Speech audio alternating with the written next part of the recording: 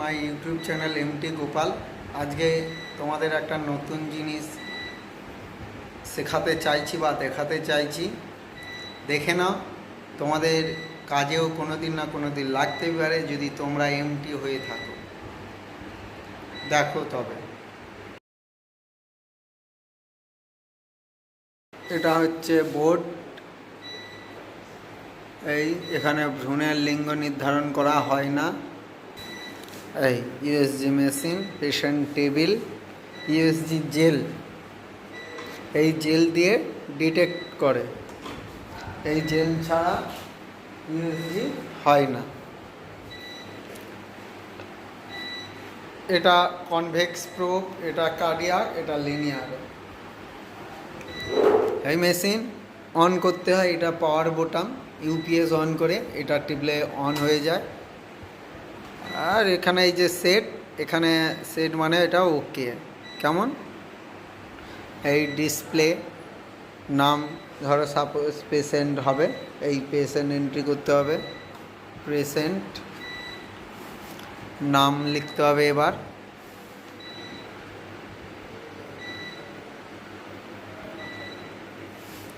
নাম, এখানে নাম এন্ট্রি করে দাও, এক্স এক্স দিয়ে দাও, এক্স হয়ে গেল। স্ক্যান, স্ক্যান করলে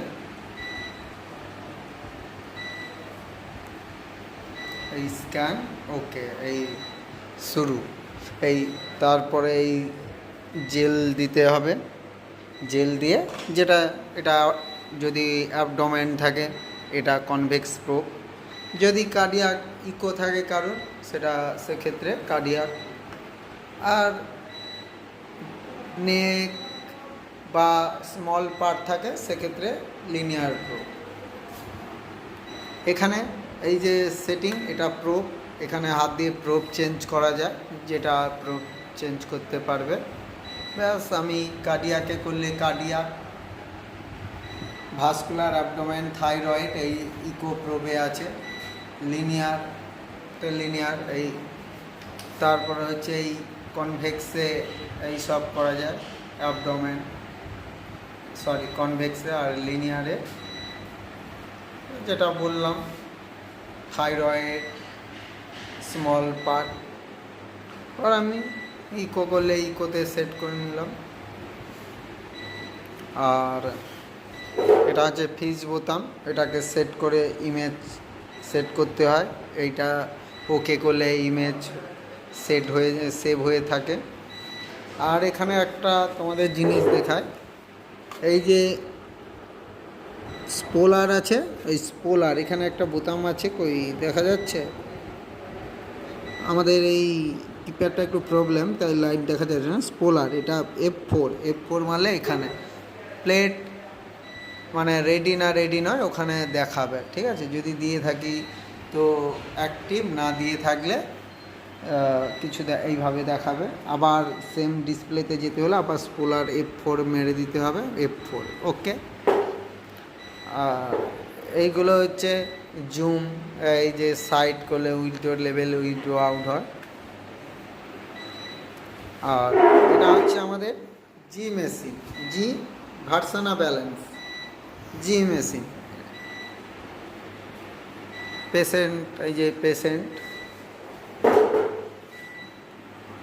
আর ঠিক আছে, টাটা, আবার দেখাবে নেক্সট ভিডিওতে। যদি তোমরা যদি রেডিওলজি এমটি হয়ে থাকো, কোনো প্রবলেম হলে আমাকে বলতেই পারো, কমেন্ট করতেই পারো, আমি তোমাদের বলে দিতে পারবো যদি আমার জানা থাকে। টাটা, দেখাবে আবার নেক্সট ভিডিওতে। এটা আমাদের ইউএসজি মেশিন, এই টেবিল, এসিটা থাকতেই হবে, কারণ এই এসি আমাদের কোনো স্টাফদের জন্য নয়, কারণ মেশিনের জন্য। মেশিন যদি গরমে থাকে সেক্ষেত্রে মেশিনের প্রবলেম আসতে পারে, তাই মেশিনকে সবসময় ঠান্ডা করে রাখতে হয়। তাই জন্য আমাদের এসি, এটা হচ্ছে উইন্ডো এসি। এই ইউপিএস তো থাকতেই হবে ব্যাকআপের জন্য, কারণ সাডেন যদি লাইন চলে যায়, ইউপিএস যদি না থাকে সেক্ষেত্রে মেশিনের প্রবলেম হবে। মানে অটো শাটডাউন না করে ডাইরেক্ট শাটডাউন হয়ে যাবে। তাই মেশিনকে প্রপার শাটডাউন করা দরকার, তার জন্য ইউপিএস রাখা বাধ্যতামূলক।